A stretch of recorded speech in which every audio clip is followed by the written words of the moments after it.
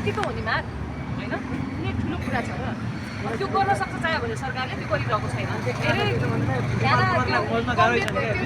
भएको छैन सरकार जुन कुराबाट पनि भनेको सरकारले चासो लिएर औषधि खोजेर मैले जिम्मा लगाउँदाखेरि 2 महिना जेलमा नराखिकन निकालेर गरेको पनि मै हो पीडित। यहाँ हेर्नुहोस् आज परिपत्र लेखेर अदालत सन्सिन खोजेको छ। यो हेर्नुहोस् यो के हो परिपत्र?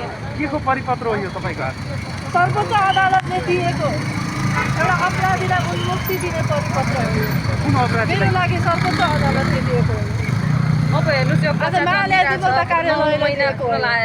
किन यसले मात्रै मलाई समाजमा सामाजिक न्याय दिएर उपयोग्न सक्छ? सकेको छ। आज रोडमा कति भयो म रुँदै रुँदै यो गरेर हिँडेको। हाम्रो इज्जत छैन, गोपनीयताको हक छैन, सूचनाको हक छैन। अदालतमा प्रत्येक होइन, अदालतको मुद्दा त पुलिसले हेर्न दिँदैन नि त। त्यो पनि त छ नि त कानुनको पाठ। यो अब हामीले न्याय अन्याय भयो भनेर जाने भयो। पहिलो ढोका भनेको नि नेपाल प्रहरी र सरकारी वकिल, त्यहाँदेखि अदालत। तर जब सरकारी वकिल नि एउटा पीडितको उसमा बहस गर्न जाँदैन, किनका लागि किन गएन? हामीले के न्याय माग्नु गलत थियो? आज हामी समाजका कलङ्कित भएर चाहिँ एउटा के अरे विस्थापित भएर हिँड्नुपर्ने वातावरण किन पर्यो? रोडमा रुनुपर्ने वातावरण किन पर्यो? नेपाल सरकारलाई प्रश्न हो तपाईँको? हजुर, आज प्रत्येक ठाउँमा के अरे चुनावी मैदान खडा भएको छ, चुनावी मैदान यो भएको छ। तर हाम्रो लागि न्यायको मैदान किन खुलेन 12 वर्षसम्म?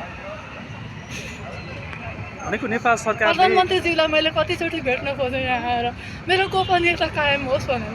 आज चन्दा उठाएर भिख मागेर न्यायको लागि लडेँ। 12 वर्ष लड्दाखेरि कतिजनाले सहयोग गर्नुभयो होला, कतिजनाले ठाडो प्रश्न उठाएर चाहिँ एउटा चरित्रहीन बनाएर। यहाँको मुद्दाको सेना रही मुद्दा कुन प्रकारको हो? यहाँ प्रश्न यो अब रेप केस नै हो मेरो पनि। यहाँको एउटा बलात्कार भए पनि बिहे भए पनि एउटा पुरुषले एउटा घरमा श्रीमती छोराछोरी सबैजना भएको पुरुषले एउटा अविवाहित महिलाको जिन्दगी बर्बाद पार्छ भने त्यसलाई के भन्नुहुन्छ? न्यायले के दिनुपर्छ? न्याय कति वर्षको हुनुभयो? अब म कति वर्षको हुने? अब उमेरको हदमा नेपालमा इज्जत छैन। एउटा 16 वर्षदेखि मुनिको मात्रै इज्जत छ। किन इज्जत भनेको त हामीलाई बाँचिन्जाले आवश्यक छैन। हाम्रो समाज हुँदैन, हाम्रो परिवार हुँदैन, खै हाम्रो आज एउटा न्यायालयमा भित्र बहस हुँदैछ, हाम्रो पेसी हुँदैछ। म किन यहाँ आइस भनेर हामीलाई चाहिँ प्रश्न सोधेर अदालतको प्यासेजमा म रोइरहँदाखेरि पनि भित्र न्यायाधीशज्यूले के चाहेको भनेर हामीलाई पढाउनु भएन। बगपत्रमा पटक पटक हामीलाई झुक्क्यायो। किनकि उहाँ कहाँ पोर्चुगलबाट कहाँबाट इन्टरपोल लगाएर ल्याउँछ। आज न्याय थियो भने आज यो दिन पनि सायद आउँदैन थियो होला। पीडितको परिचय के अरे? उहाँको शर्मिला साई। मेरै मुद्दामा चाहियो भने पक्रिन्छ, प्रहरीले चाहिएन भने पक्रिँदैन भने कुन पालिका अनुसन्धान गरेर कसले गर्छ? प्रहरीले गर्छ। म त झापाको हो, पूर्व मेचीको हो होइन। हजुर चाहिँ के अभियन्ता? म अभियन्ता होइन। यहाँ हेर्नुहोस् पीडितै हो? 12 उहाँ पनि पीडित हो? आएर दुवैजना पीडित हो? हजुर। हजुर चाहिँ के पीडित हो? सबै पीडित।